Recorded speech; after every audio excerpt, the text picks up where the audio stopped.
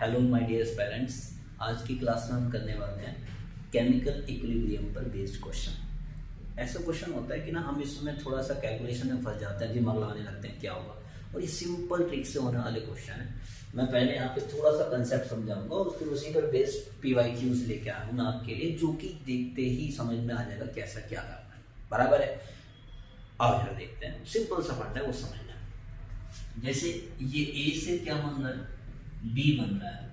इसका equilibrium constant यदि K है तो डायरेक्शन रिवर्स करने पर, चेंज करने पर इसका इक्विलिब्रियम कांस्टेंट क्या हो जाता है, 1/K। एक तो ये फंडा पता होना चाहिए, एक बात ये पता होना चाहिए। दूसरी बात, अगर A से बन रहा है B, इसका इक्विलिब्रियम कांस्टेंट है K, और मैंने इसको किससे मल्टीप्लाई कर दिया, सपोज n से मल्टीप्लाई कर दिया, तो इसका इक्विलिब्रियम कांस्टेंट दोनों तरफ n से मल्टीप्लाई कर दिया तो इसका इक्विलिब्रियम कांस्टेंट k⁴n हो जाएगा। अब मैं इनके एग्जांपल्स से बताता हूँ आपको। फॉर एग्जांपल, मान लो P से दिया हुआ है Q बन रहा है और इसका इक्विलिब्रियम कांस्टेंट वो कह रहा है 2 है। कह रहा है कि फिर Q से P बने तो इक्विलिब्रियम कांस्टेंट बताइए, तो इसका डायरेक्शन चेंज कर दिया। तो हमने बस करना क्या है, इसको अपॉन में ले जाना है। डायरेक्शन चेंज करने में क्या हो जाता है, अपॉन में पहुंच जाता है, तो it will be equal to 0.5, right. For example, मैं और एग्जांपल लेता हूं। जैसे x से y बन रहा है और इसका इक्विलिब्रियम कांस्टेंट मान लो वो 3 कहता है कि 2x से अगर 2y बने तो इक्विलिब्रियम कांस्टेंट क्या होगा। तो देखो 2 से गुणा किया तो आपको k को भी 2 से गुणा कर देनी होती है, तो k की स्क्वायर दैट मीन 3 का स्क्वायर दैट मीन 9। इसके अलावा जैसे ही अगर वो ये ना पूछ के मान लो वो 3 से मल्टीप्लाई कर देता तो आप पावर में भी 3 कर देते, क्योंकि n से मल्टीप्लाई करोगे तो पावर में n जानी है, तो 3 to the power it will become 27। समझ गए। अब छोटा सा वो क्या करता है, कभी कभी क्या करता है, बल्कि हर बार ऐसे ही कर रहे हो क्वेश्चन में। जैसे सपोज करो P से बनाया Q, तो इसका इक्विलिब्रियम कांस्टेंट K दे दिया, सपोज कुछ भी दे दिया, 10 दे दिया, राइट। अब वो क्या करता है, इसका डायरेक्शन चेंज करता है। पहले बात तो Q से P कर देगा, डायरेक्शन चेंज कर देगा, फिर उसके बाद 2 से गुणा कर देगा, डायरेक्शन चेंज करके 2 से गुणा। पहले तो हम देखते हैं कि क्या डायरेक्शन सेम है, नहीं। P से Q बना, अब Q से P बन रहा है, तो अब आंसर 1/K में आएगा, नीचे जाएगा क्योंकि डायरेक्शन चेंज कर दिया। फिर क्या वही है क्या अगर Q से P बन रहा था वही है क्या, उतना ही है क्या, नहीं, 2 से गुणा किया है, तो अब आप स्क्वायर कर दीजिए। समझ गए। फॉर एग्जाम्पल, अभी मैं इसके और एग्जाम्पल देखता हूं। जैसे मान लो A से B बन रहा है B, तो अब मैं देखता हूं इसका K मान लो 10 दिया हुआ है और वो कह रहा है कि डायरेक्शन चेंज कर दिया, B से A दे दिया और 3 से गुणा कर दे, तो एक तो डायरेक्शन चेंज कर दिया तो आपका K में 1/K आएगा, और 3 से गुणा कर दिया तो 3K का क्यूब यानी 1/K क्यूब मतलब 1/10 क्यूब मतलब 1/1000 आपका आंसर आएगा, दैट मीन 0.2001। समझ लो, बस इतना सा फंडा है और कुछ भी नहीं है। बराबर है। अब जरा समझते हैं इस बात को। यही फंडा यहाँ पे देखना जरा। हमें क्या दिया हुआ है, जेईई मेंस 2024 का क्वेश्चन आया इसी फंडे पर और इसी क्वेश्चन आया है। SO3 से क्या बन रहा है, SO2 प्लस हाफ O2, इसका K1 हमको दिया हुआ है। अब ये इक्वेशन दी है कि इसका बताइए K2, तो हम देखेंगे कि क्या जो रिएक्टेंट दिए हैं वो प्रोडक्ट की तरफ है या नहीं। तो हम देखते हैं नहीं है। SO2 इधर प्रोडक्ट है, इधर SO2 रिएक्टेंट बन गया, इधर O2 प्रोडक्ट है, इधर O2 रिएक्टेंट बन गया, तो यानी आंसर मेरा 1/K1 जाएगा। इसी को उल्टा किया गया ना, तो इसी का उल्टा जाएगा। फिर कि क्या वही है क्या, SO2 एक बन रहा था, SO2 एक ही बन रहा है, नहीं, 2 से गुणा किया गया यानी 1/K1 स्क्वायर आंसर जाएगा। दैट मीन 1/ ऐसा K1 square that mean 4.9। K1 की वैल्यू रख देता हूं बस, 4.9 × 10⁻² का स्क्वायर जाएगा। अब जैसे अब मैं ऑप्शन देखता हूं, यहाँ पे 49, 4.9, 416 और 41.6। अब देखेंगे ऑप्शंस में काफी अंतर है, तो मैं क्या करता हूँ, राउंड अबाउट में करता हूँ इसको क्वेश्चन को सॉल्व। मैं 4.9 को ना 5 ले रहा हूँ अपनी सहूलियत के अकॉर्डिंग, तो ये क्या बन जाएगा, 5 का स्क्वायर 25, 10⁻² का स्क्वायर 10⁻4। अब मैं क्या कर सकता हूँ, ऊपर 10⁴ गया, अपॉन में 25 रह गया, 10⁴ को 10⁻² × 10⁻, लिख सकता हूँ, मतलब 10⁻² का मतलब क्या हो गया, 100 गया। 25 चौके 100, तो 4 × 100, 4 × 10⁻² यानी 4 × 100, तो क्या आंसर बन गया 400। 400 के आसपास कौन सा दिखता है, it will be the right answer. Calculation थोड़ी सी वो आप कर सकते हैं, अब कुछ ना कुछ तो करना ही पड़ेगा 4 मार्क्स के क्वेश्चन के लिए। कंसेप्ट ये है, इतनी टफ भी कैलकुलेशन नहीं है। जैसे ये क्वेश्चन दिया हुआ है, अगर आप देखें ध्यान से, Cu से क्या बन रहा है Cu प्लस प्लस, और 2Ag प्लस से क्या बन रहा है 2Ag, बराबर है। इसमें जिसके लिए पूछा गया है वो क्या हम देखते हैं कि क्या उसमें वही रिएक्टेंट है प्रोडक्ट उसी साइड में या अलग साइड में। हम देख रहे हैं कि Cu2 प्लस इसमें राइट में है, जबकि इसमें लेफ्ट में है। इसमें राइट में 2Ag है, इसमें लेफ्ट में है, तो आंसर 1/k जाएगा। दूसरी बात, क्या उतना ही है क्या? Cu2 प्लस कितना है 1 है, और इसमें कितना है आधा। इसमें 2Ag कितना है 2, इसमें कितना है 1। यानी ऐसा लग रहा है कि जब Cu2 प्लस आधा हो गया तो इसका मतलब आधे से गुणा किया गया, आधे से गुणा किया गया, तो अब पावर में भी आधा ही जाएगा, यानी 1/k की पावर। देखो अगर 2 से गुणा करता तो पावर में 2 चला गया था, आधे से गुणा करेगा तो पावर में आधा जाएगा, 10 से करेगा 10, समझ रहे, उतना ही जाता है। तो बस अब मैं इसकी वैल्यू रखने जा रहा हूँ यहाँ पर 1/k का स्क्वायर रूट, जरा k की वैल्यू रख लें 2 × 10⁻15 का स्क्वायर रूट।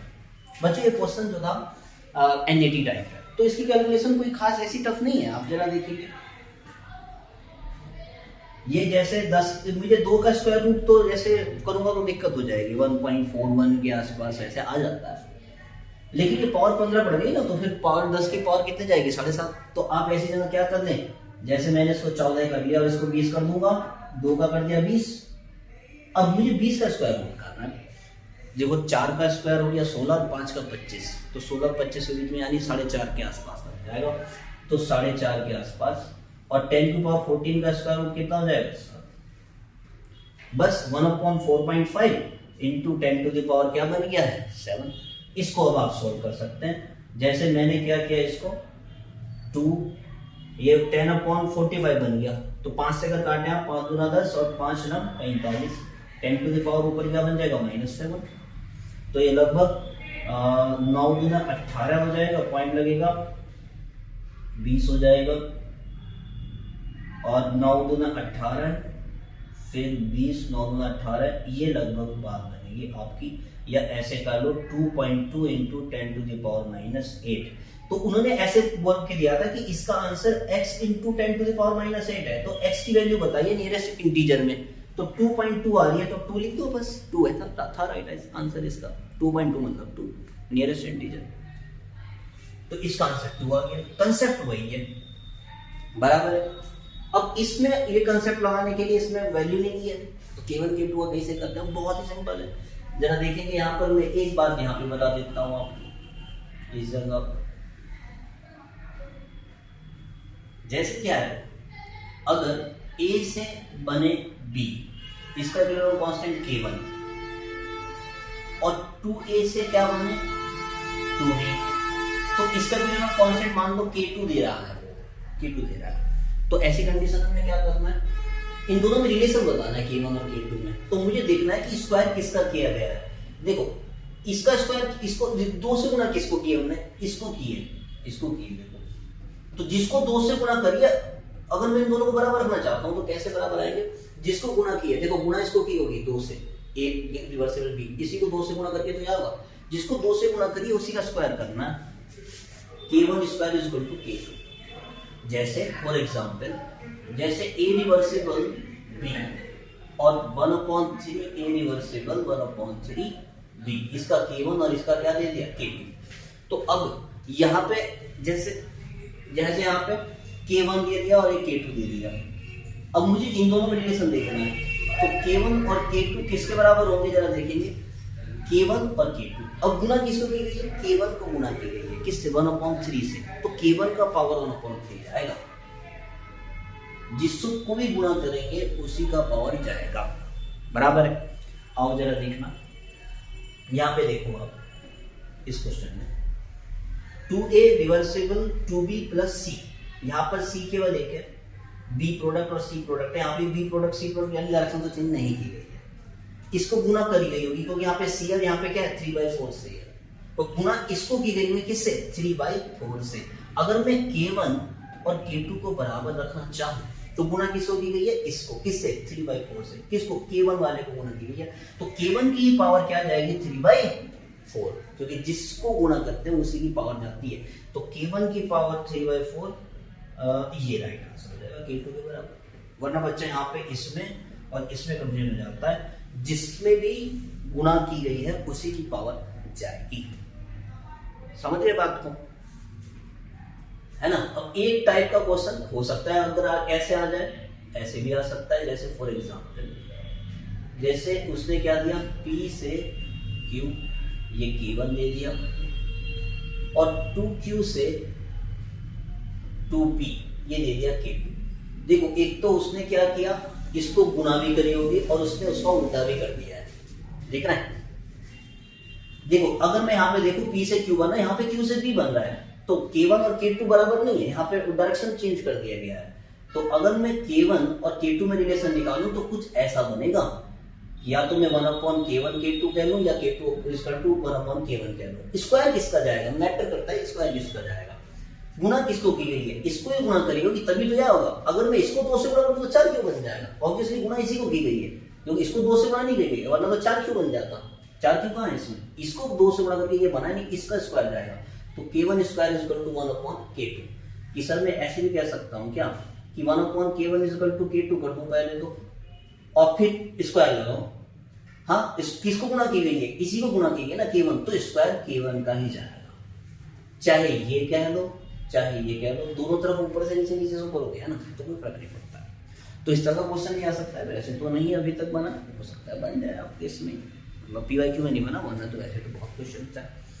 तो मुझे उम्मीद है इक्विलिब्रियम कांस्टेंट का जो क्वेश्चन है आपको बहुत इजीली आ गया होगा। नहीं आया तो आप जो है इस वीडियो को दोबारा देख सकते हैं। आपको कोई डाउट है इस टॉपिक से तो आप नीचे पूछ सकते हैं कमेंट सेक्शन में। Thank you for watching. ऐसे ही पढ़ते रहिएगा आप लोग, और मैं आपके लिए टिक लेता हूँ, ठीक है।